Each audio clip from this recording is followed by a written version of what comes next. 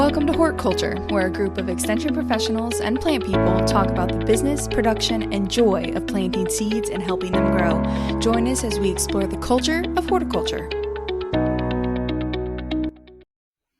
Hello, everybody. How are we doing today? I'm pretty good. How about you?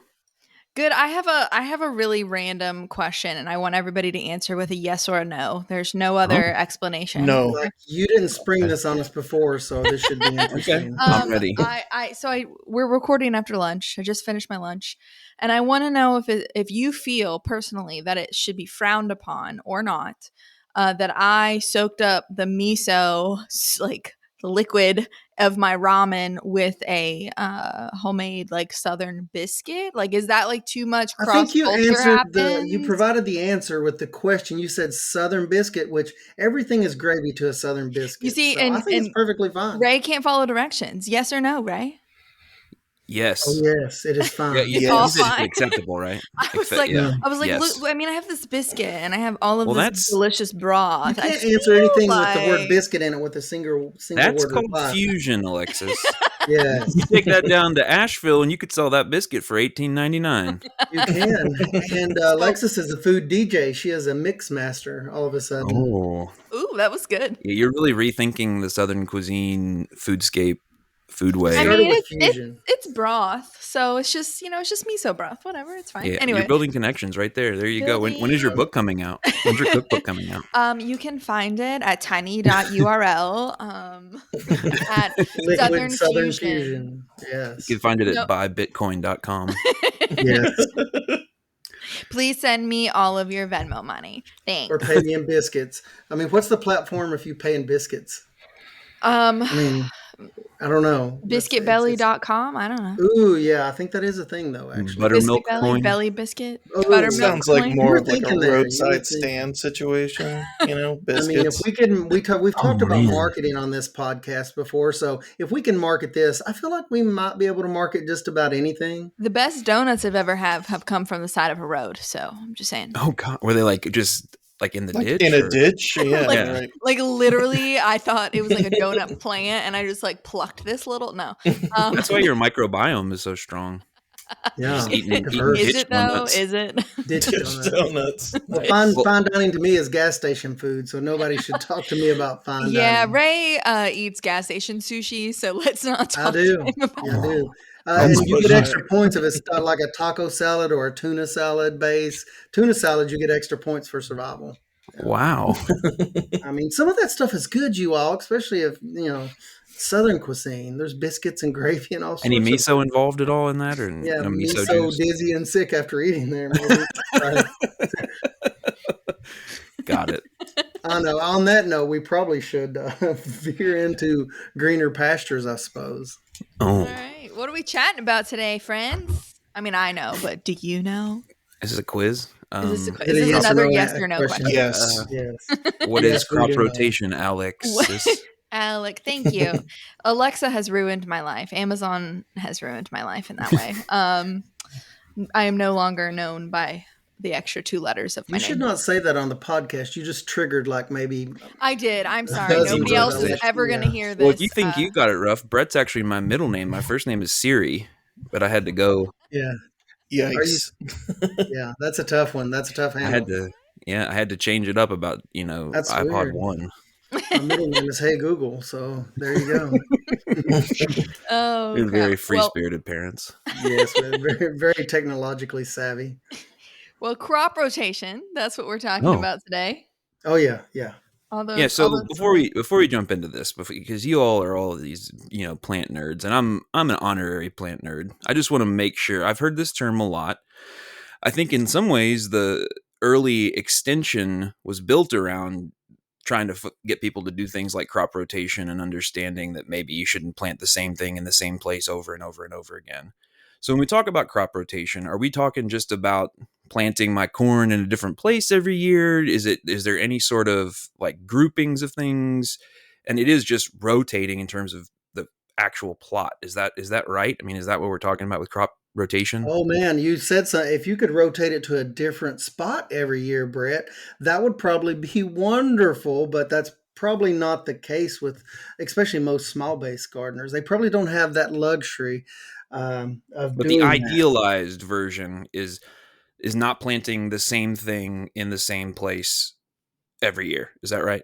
Absolutely. And there's a whole host of Right. benefits we'll talk about and reasons why you go to this extra effort for moving things around. I've heard In people talk either. about like plant families. Is that part of this, or? Yeah, so you don't want to plant your corn in the same place, but it's more than just straight up corn or straight up your tomatoes, moving them to a different area. You don't want to plant the same plant family. So one that a lot of people don't know is that a tomato is related to a pepper, is related to an eggplant, is related to a potato. So if you plant all, what that means is they all are susceptible to the same diseases, same insects, usually the same, they have the same nutrient needs. I mean, a potato is going to be different as far as how it grows versus something like a bell pepper, but overall what they need, it's kind of like their cousins, right? And so they all can have the same problem. They're first generation cousins, right? No and so shade to the nightshades. We've all got cousins. Right, we all have cousins. So rotating those families is what we're looking for. For some people, that's as simple as just moving your tomato around if you're only growing one of a family. But you want to move these babies around. Let them explore the garden, explore the field a little bit more. So Is your this is goal? like if I had tomatoes in one spot one year, I wouldn't want to put any of those things you just mentioned, peppers, eggplant, etc., in that place. But I might put something like my squash or my cucumbers in that spot. Is that Right. what we're getting at here? Right, Right. because we go from nightshade family into a cucurbit family when we go into melons and things like that. Mm-hmm. And this is where I really love to direct people.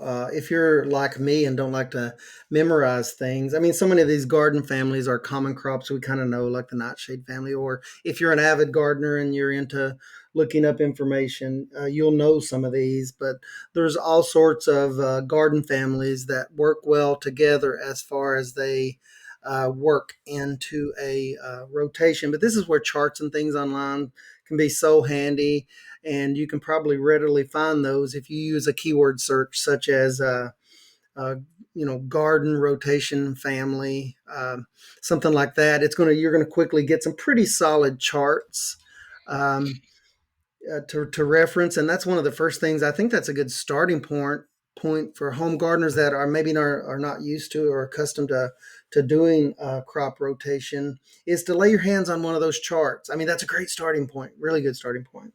And so just to make sure I'm understanding here, we can treat plants that are in the same family as if they were the same as far as within our rotation. Yes. So that means that, and Ray, you mentioned there's some common ones out there. So we mentioned the nightshades. What are some of the other ones that, like the carrot family, that you do have committed to memory?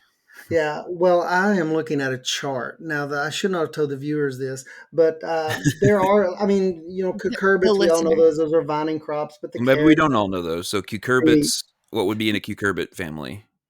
Common stuff.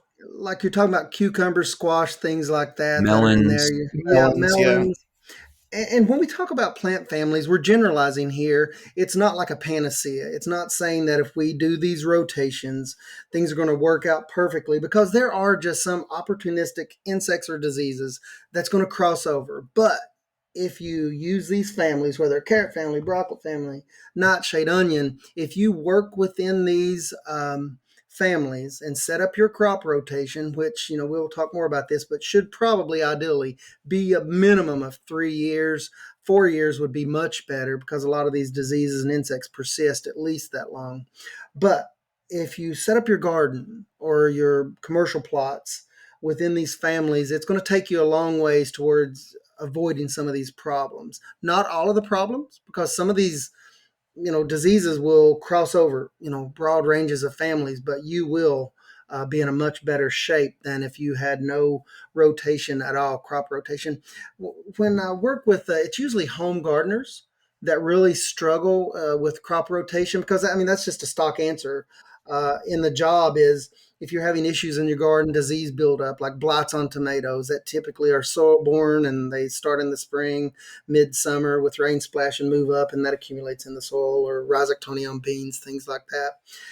Our stock answer is to say, well, crop rotation. But I've worked with so many people that get frustrated. I don't know about you guys, but they get frustrated when I tell them that because they say, well, we have a small garden plot. And we can't really do a lot of rotation. How do you guys handle that?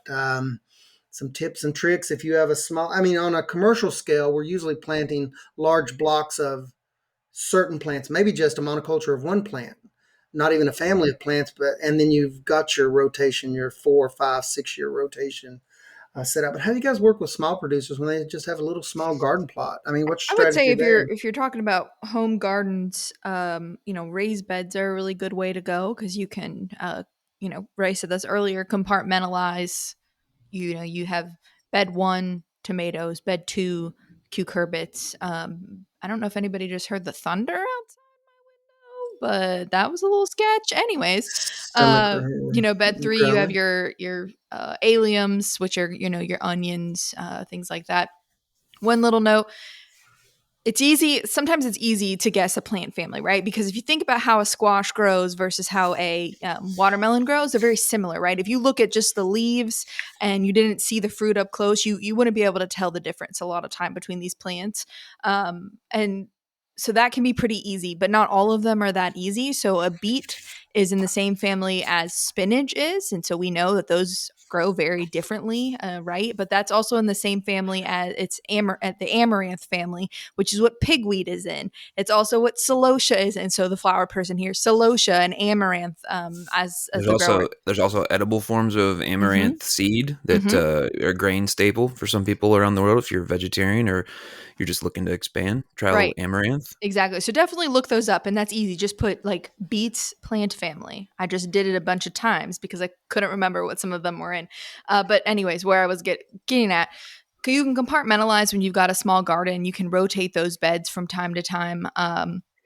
If you don't want to do raised beds, it's, sometimes it's just an added expense. You've already got your garden good. You've got some really good soil going on. You're like, why would I do raised beds? And you need to rotate. Really try and add something in there that's really different. So maybe you don't usually grow, onions or something in the lily family.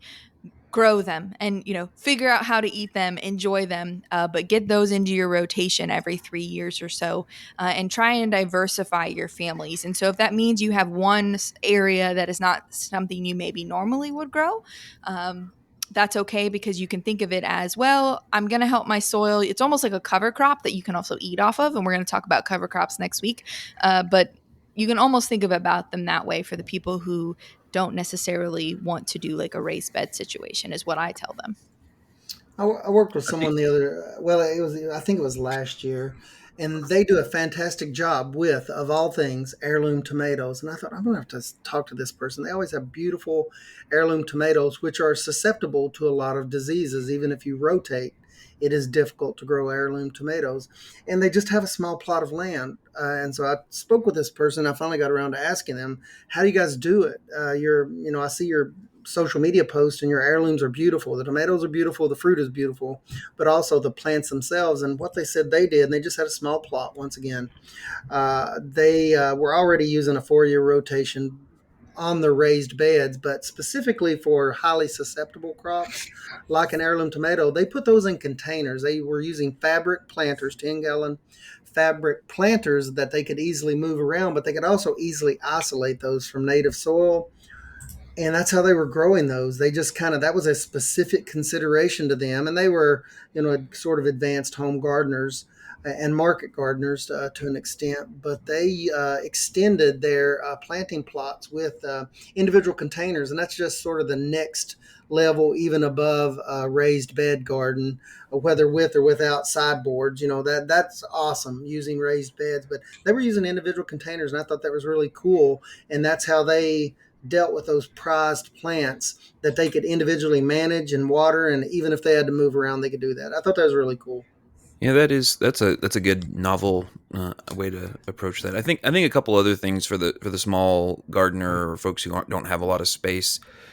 One is that managing your disease in this year can help to prevent the amount of spores that get created that may create disease next year. So if you're averse to spraying, you're probably gonna have some issues that will just persist over time. But into that point, it won't get all of it, but I think fall cleanup as part of your plan, like you need to get every scrap, especially of diseased leaves or diseased, parts of the plant. You're probably going to want to pull the roots up. You're going to want to get those plants out of there and don't compost them. Put them in the yard waste container, etc. To get as much, because that's what we're trying to avoid in part, is that there's other things that you're not going to be able to completely avoid, but if you can keep your plants healthy and you can get any material out of there at the end of the season, those are two ways I think that small growers, backyard gardeners might be able to help manage some of that. But for the folks who are maybe a little bit larger scale and they have plots or they have beds, there's more than just,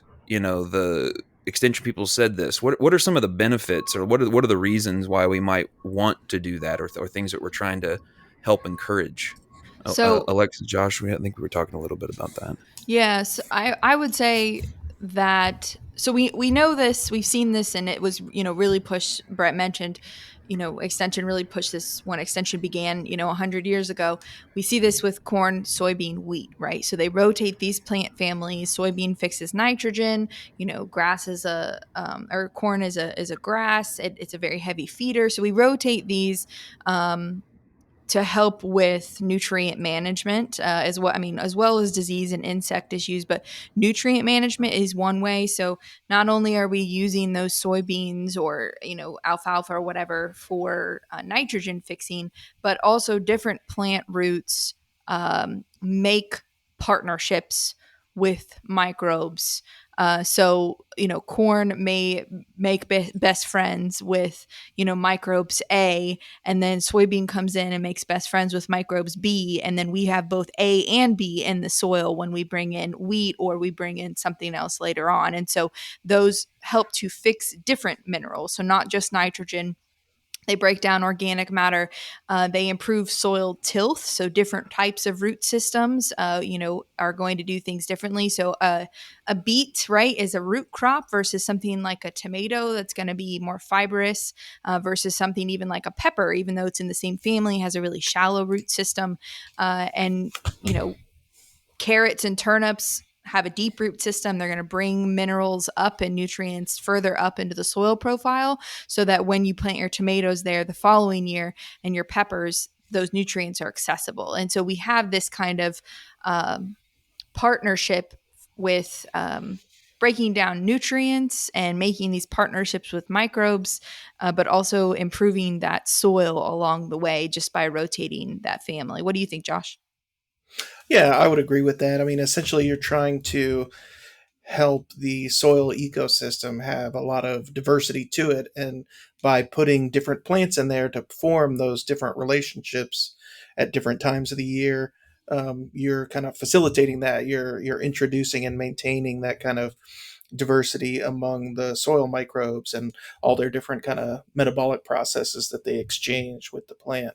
So yeah, it's kind of if you just plant the same thing over and over again, you're sort of only feeding one group of your soil microorganisms, and that just leads to kind of a less resilience and a soil that is less healthy in the context of being able to plant different things in it or being able to provide different kind of nutrient profiles for you. And we're These going to talk people about cannot go 1 week without talking about soil, and it's making me inspired. Like it's the foundation or something. Yeah, it's like it's important, something crazy. And we're going to talk about cover crops, like I said, next week, and kind of how you add these into a crop rotation, right? Because a cover crop has its own plant family, and so you don't necessarily want to put, even a cover crop in.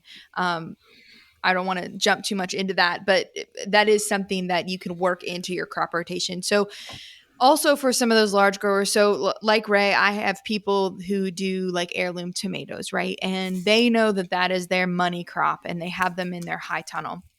And that is what they have to grow. They sell them. They have their market cornered for that. And so they really can't, or I don't want to say can't, they won't, and it makes sense why they won't change what they put in their high tunnel. So to combat that, constant tomato after tomato after tomato situation, what they have started incorporating is crop rotation in the winter. So they're going to do their summer tomatoes every single year, but they need to have that something in that soil feeding those microbes, improving the soil. So they're rotating by using, a cover crop, or they can go in with something even like a spinach as an example that they could harvest off of if they wanted to, and they're rotating those. So sometimes it is hard for some of our larger commercial growers who have a market for something to rotate between plant families, because you need to grow that, and you may only have one space or two spaces to grow that. So it's really hard to rotate.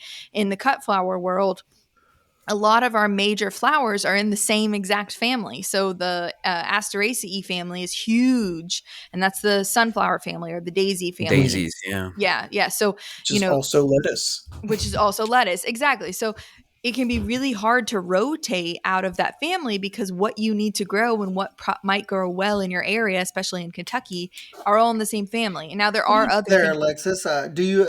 I mean, that's a great point. That's an awesome point. I hadn't thought about it that way. But what do producers do? Do they just let the soil lie fallow or with a cover crop and just go away from it from any production crop, or what's the best way there? If like producers, I never thought about that. Producers may, it's such a large they don't have family. options of what do you does fallow come into that? There's always options, but I would say fallow is truly fallow. The way I think of truly fallow is literally nothing on the soil, and that's never a good option. With a cover crop, So cover cropping can be something that you're rotating with. I try to encourage people who, if they have the time, to make money off of that area. So if they can. So rotating and trying to find another crop and figuring out the market for it. But sometimes that takes a lot. We know that marketing takes a lot of work, so it can be easier sometimes to throw a cover crop in that you don't have to sell, and then you till it in, or you smother it, or however you decide to get rid of that. And you at least are improving your soil, right? So you're not mining it of anything if you're giving back to it. So yeah, that can be one reason, but it can be hard. There's always another family though. Like, it's just whether or not you're gonna be willing to market it. There's always another family. Can I ask a little light question from the dumb hot peanut gallery over here? The bald boy category. Yeah. Well, do you all have a favorite type of like root structure that you find really beautiful and cool? Are we talking about like paintings on a wall, or are we talking about functionally in a garden? Well, I'm a big fan of the radishes that I'm using as a crowd favorite winter crop, because I've been eating them as I go out. Like, they're just starting to get ready, and I get to go eat them out of the tunnel. And then daikon radishes in the winter, because in the summer when you see these like enormous just pathways where soil and water and things can get down in there, and they break up the compaction. The macros. I find that fascinating, how strong roots are. Like, right. It's fascinating how capable nature is, not how we think we have our handle on it. And she's like, watch this. Johnson grass. Try me. Yeah. Rhizomes. Yeah. And we don't want to discount from a management standpoint. Many years ago, I was on a production farm, and there was a lot of management into crop rotation, because interestingly enough, we didn't have on the farm just one soil type or profile.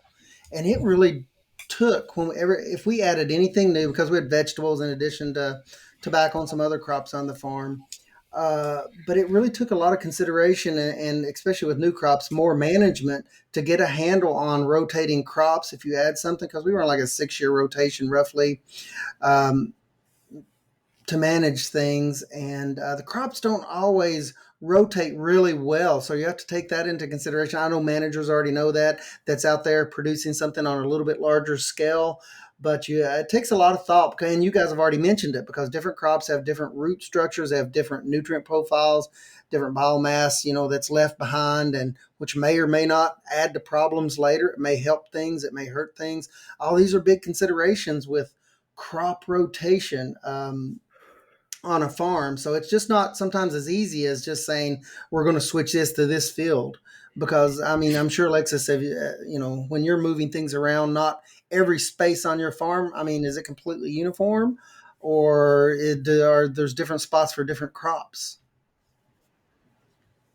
I mean, it kind of, all these are considerations to me that we had to make. So yeah, crop rotation, it absolutely has to be done to scale when you're larger, I think, or else you just have a buildup of problems that no amount of variety selection or synthetic chemicals is going to take care of.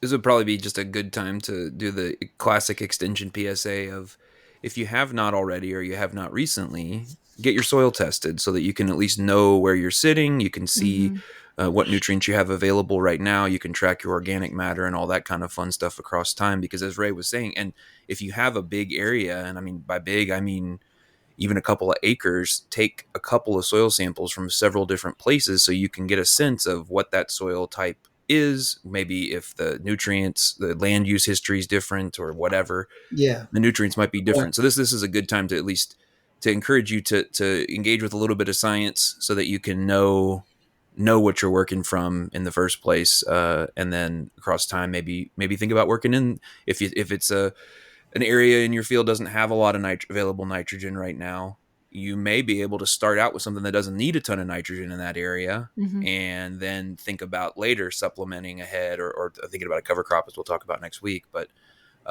it's just that classic extension thing of go get a soil test if you can. Yeah. And crop rotation, we've been talking about families, right? Rotate those families. Yes, absolutely. That's your kind of number one goal, is to rotate the families. But when I went from a really small space of rental property, several years there, learning to rotate, What's really small for context? I think I was 40 by 30, 240 by 30 plots, 40 feet by 30. So small. Cool. So when I was learning that, and then I scaled up, and the first thing I did when I scaled up, when we bought our farm, was scaled up how big for the people out there? Well, it's kind of hard to say. So if we just talk about annual production, 100 by 100 right now. A lot of what I do is perennial production, tunnel production. So, but intensive, intensive. Yeah. So for the sake of crop rotation, and the easiest way to think about it is these, summer annuals we're thinking about, or annuals in general. I kind of thought about it as 3 plots. And so in these 3 plots, I would always have one in a cover crop of some kind, depending on whether I was cover cropping for a summer cover crop or a winter cover crop. And then the other 2 would be in 2 styles of production. So with cut flowers, and I think you could look at this from a vegetable perspective too. A lot of our summer crops are in 1 or 2 families. So if you think of summer crops, you think of beans, tomatoes, and cucurbit. So 3 families there. Versus your winter crops would be your brassicas. So those are your Brussels sprouts, your cabbages, your spinaches, your beets, or that amaranth family, and then maybe your lettuce, salsify, and those are going to be your Asteraceae family. Okay, so same thought process with flowers as vegetables. So I had one always in a cover crop, and it may have 2 cover crops in a row. It might have a summer and a fall. I'm not looking at my spreadsheet right now to really say. And then the other 2 are going to be, one's going to be that, winter cover crop or early spring, and the other, or I'm sorry, not cover crop, winter crop. And the other cash crop, and then a summer cash crop. And then I just rotate those through. So your cash crops are constantly moving, and then your cover crop spot is constantly moving. So you're never completely mining out those nutrients. And then you're rotating those disease issues, your insect issues. So that's kind of how I set mine up, was from the get-go. So just to follow up, or to ask you some more, I know it's hard without a visual. Sorry. So let's say plot 1. You mentioned plot 1. What is in it plot 1 right now? So plot 1 is getting in broad summer strokes. annuals. Summer annuals. And then when will that change to something else? So it will change to a summer. It will change to a winter. It will change to a winter cash crop in September, October. And then next spring, it will go into. It will go into a cover crop of probably a summer cover crop of buckwheat. And at that point, plot B will be going into summer annuals for the first time after coming out of a rotation. Right. It may be plot B, maybe plot C. Yeah. So yes, how far out are you? How far out are you planned right now in terms of these rotations? About 3 years when it comes down to it, 2.5 to 3, depending on how many cover crops. But you could even go out to 4, sections. And so when you're thinking about that, you're like, wow, that's a lot of space. But I'm only actively farming 1.5 space at a time because the other is with cover crop. And so I have planned, if I know I want to have, let's say, you want to have a 1/4 acre in production and you want to farm a 1/4 acre every summer, then you have 3/4 acre plots that you rotate through and get those crops. Sounds like your record keeping is really important for you. Yeah, I used to think my brain was good enough, but now I literally pack around a notebook everywhere I go. Like this thing goes on vacation with me. Like if I want to know at any certain time where I ordered something or what crop is going in next, I have it with me because that's the way my brain works. I don't know if any of you all are. Well, you mentioned the notebook. Do you use any particular programs or methods for plotting out your rotations and a question open for everybody what they've seen people do?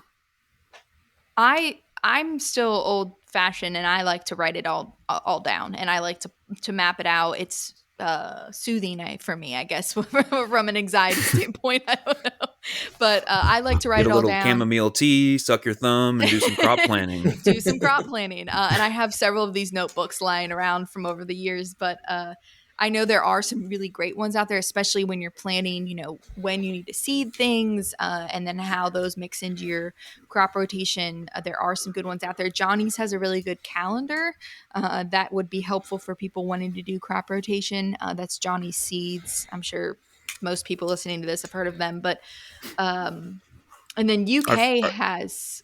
Go ahead. I was going to say our friend Chris from Go Appalachia shared a nice little tool that they had put together in concert with their site folks, and it's just it's Excel based, and I'm an Excel boy, as those who know me will attest. And it's it makes sense to me, but I find that soothing. I find the spreadsheet soothing. Oh, I love a good spreadsheet. Don't get me wrong. I work with home gardeners and commercial gardeners. They're into journaling. And those folks are not only very talented at using colors and shapes drawn by hand, but they're like looking at a beautiful English journal. It's not a notebook then for me. They said, this is our journal. Don't get the two confused. Oh. Don't get it confused. A journal.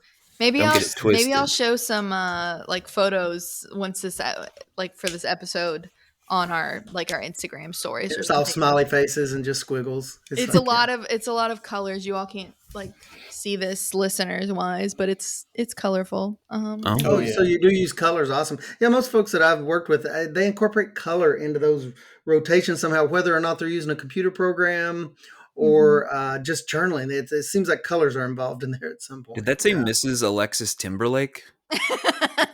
I think it did. It's an older spreadsheet. It's early draft. Sorry, Tyler.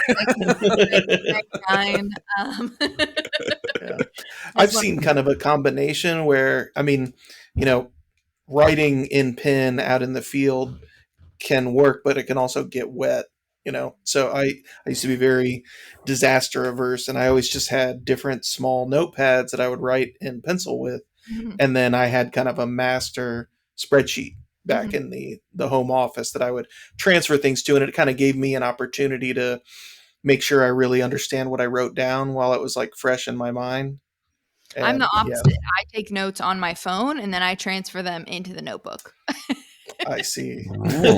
just Yeah, Digital but to better at the analog. writing. Yeah, I have to write things down too. There's something about that pen and paper process in Sure. my brain that makes me remember things. And it's funny that I'll jot down notes on my phone, but to remember them, I have a notebook and I will write them down. I What's don't know your why. It's sign? What's weird. your astrological sign, Ray? It's Scorpio to be What about sure. what about you, Josh? Taurus.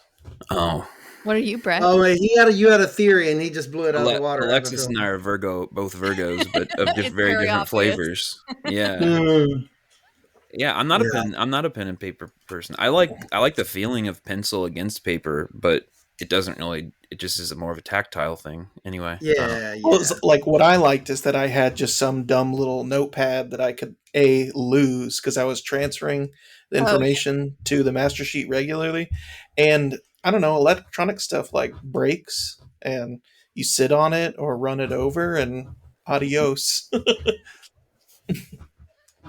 Whatever gets the job done on this. But I think keeping those records, however you do it, chisel and rock, yeah. hmm whatever hmm works, A as long as bit you're Write it keeping down. it. extreme. Yes, and a bit Alexis extreme. Alexis pointed out that she's keeping, and obviously she is operating a business, so it's doubly important. But keeping a record of like where you got the seed from and what varieties you grew and that sort of A good thing, point. Yeah. it can be really Hmm. helpful because if you grow, I know we, for instance, grew some butternut squash, and it was the first variety that we had that didn't get decimated by squash vine borers. And I was like trying to remember where, and then I finally found a note of where I had gotten it from. We were able to order it again, and we've had really good success with those. But in the one year where I couldn't find the record, I bought some from, I don't know, some box store, and they were yeeted almost immediately. I was like, oh, look, Eat it into they're, oblivion. they're putting on squash. Awesome. And then just like somebody pulled the I plug and they just melted the into the ground. Wilted.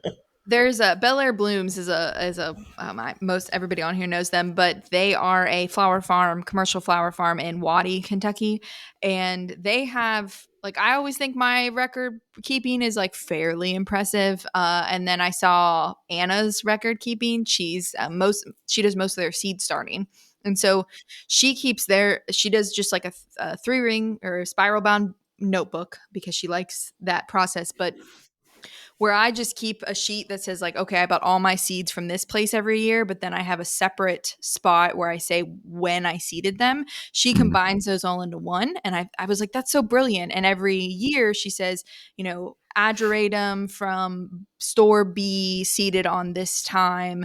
And one thing I'm trying to also do in this, if you're ever going to sell veggies or whatever it is, and maybe you're just trialing this year or you're trialing something new this year, one good suggestion will be to when is your first marketable crop? So whether that's Mm. marketable to your table, as in I can make a meal out of, the spinach I had versus, just picking a little bit at a time, or when you could take it to market and you had enough to go to farmer's market, more than a bunch or more than that, or wholesale, or however it is that you're selling it.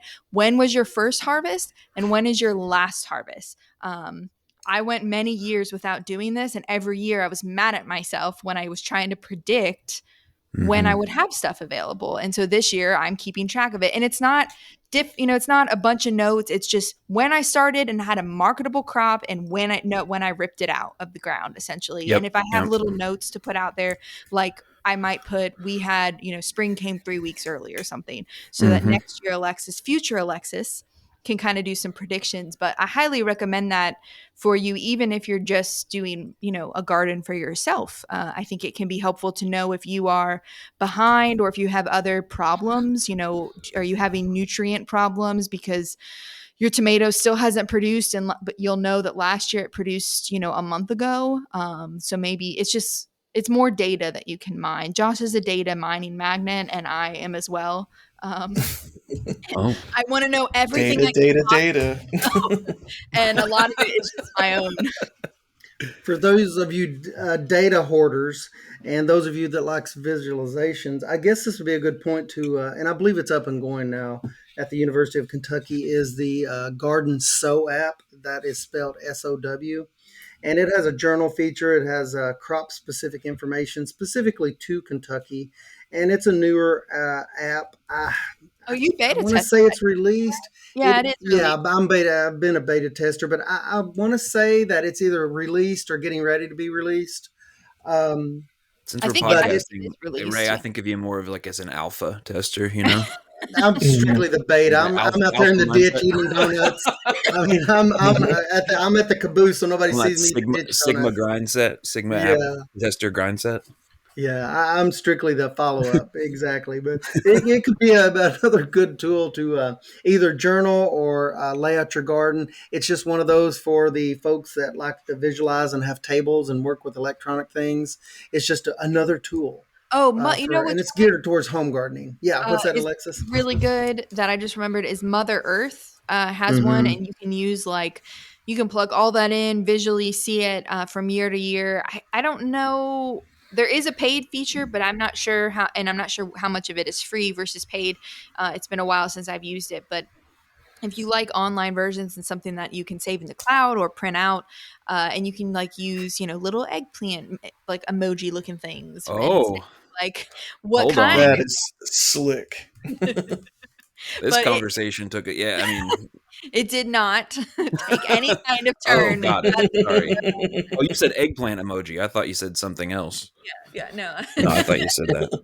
Just I'm sorry, you poor true leaves out there.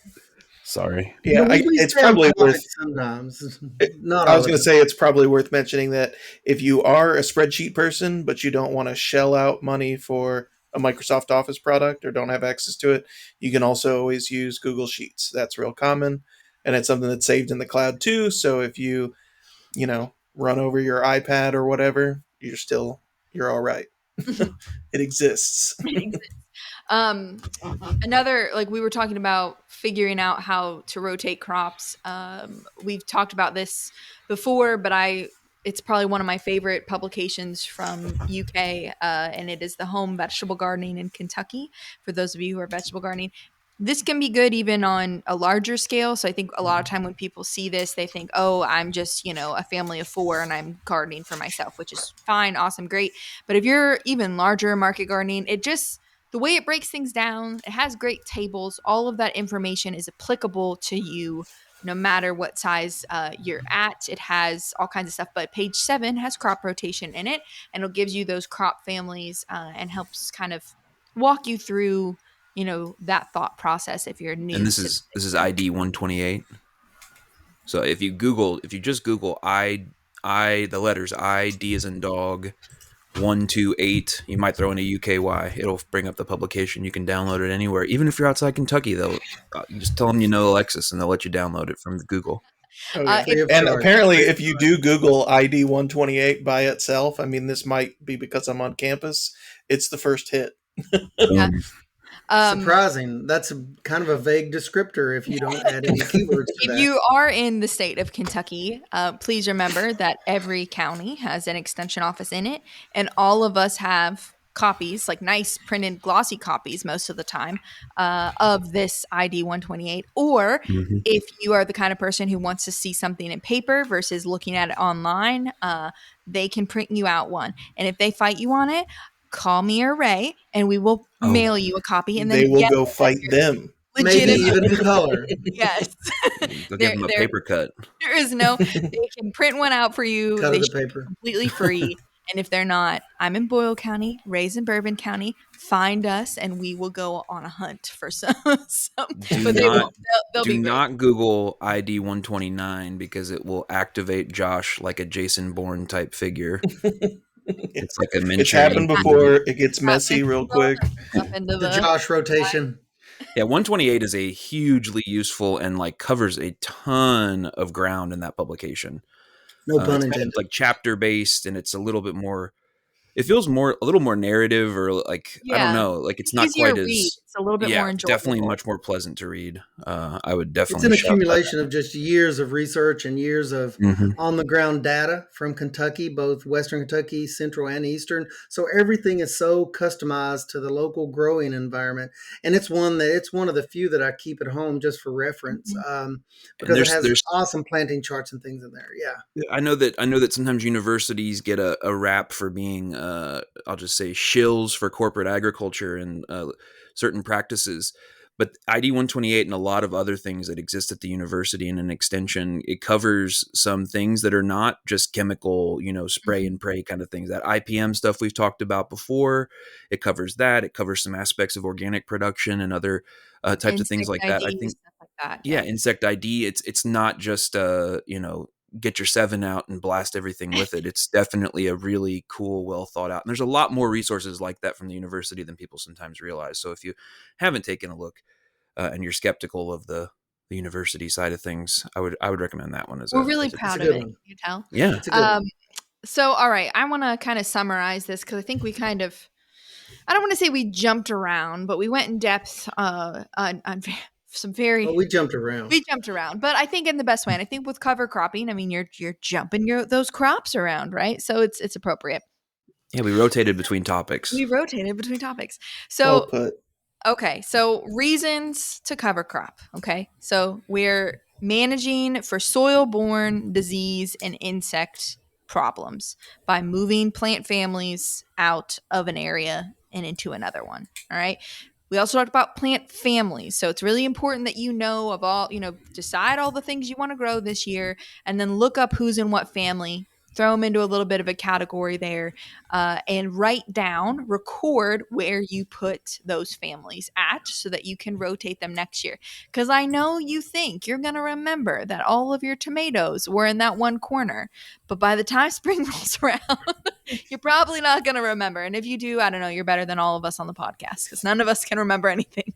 Um, Yeah, and you've had friends who have thought that and forgotten, right, Mhm. Alexis? Never happened to you, Oh but yeah, oh yeah, just friends. I know Yeah. a person. Yes, friends. Another reason to rotate your crop is for nutrient management. So we try and rotate our. We didn't say this specifically, but I'm going to say it now. Our heavy feeders, so things that really, really love a lot of fertilizer. So tomatoes and corn, for example, we want to rotate them, hopefully, with a different plant family that are lighter feeders or nitrogen fixers, and like our bean family. Yes. We can also rotate for root structures to help with our soil tilth. So we rotate our carrots and our underground structures like beets with something like a leaf lettuce or a bell pepper because they have a shallow root system and they're going to use those nutrients in a different way. And then just overall do your best, whether you're a small gardener, large gardener, market style, 100 acres, whatever that is, of rotating those plant families around, whether you're using raised beds or you're doing, mixing in your cover cropping in there, which again, you're going to learn about next week, or, whatever it is, just try your best to write things down and move those things around from year to year. Does that kind of get the gist of it, guys? That's Yeah. it. yeah, I think you nailed it. Awesome. Okay. Well, we hope as we grow this podcast that you will also grow with us. And like I said before, join us next week for cover cropping. And we are excited to hear you. If you want to follow us, we are on Instagram at Horticulture Podcast. If you want to find us there, we're always eager to hear what you have to say. So if you have any ideas or questions for upcoming podcasts, please let us know. And we would love to work those into our rotation. So thank you all and have a great time.